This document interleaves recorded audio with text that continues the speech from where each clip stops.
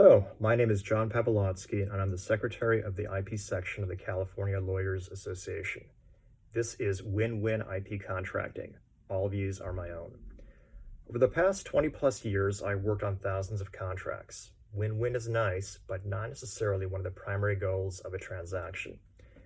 The other possibilities, described in some detail by Stephen Covey, The 7 Habits of Highly Effective People, are win-lose, lose-win, lose-lose, and no deal.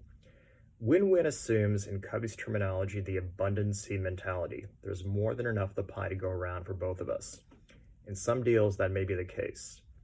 Contrast with a negotiation of an IP indemnity, where technology vendors ask to indemnify the customer from and against any third-party claims, alleging that the customer's use of the technology violates that third party's IP rights. The indemnity is a benefit to the customer and a cost to the vendor. First principles are helpful. If the vendor and customer can agree on these, theoretically negotiations can be more productive and less adverse. Here are a few. 1. The scope of the indemnity should be guided by what the vendor can reasonably control. 2. Neither vendor nor customer should be the insurer for the other. 3. A thoughtful discussion on the indemnity cap should be tied to data, not to anecdotal information. So this is critically important.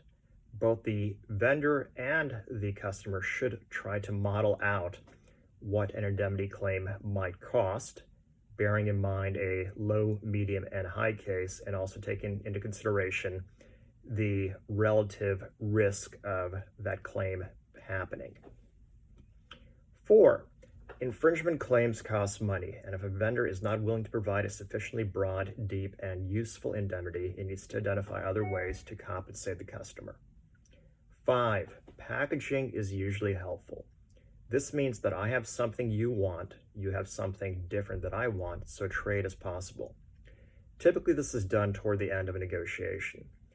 Understanding needs is critical to determining whether a trade is to be made.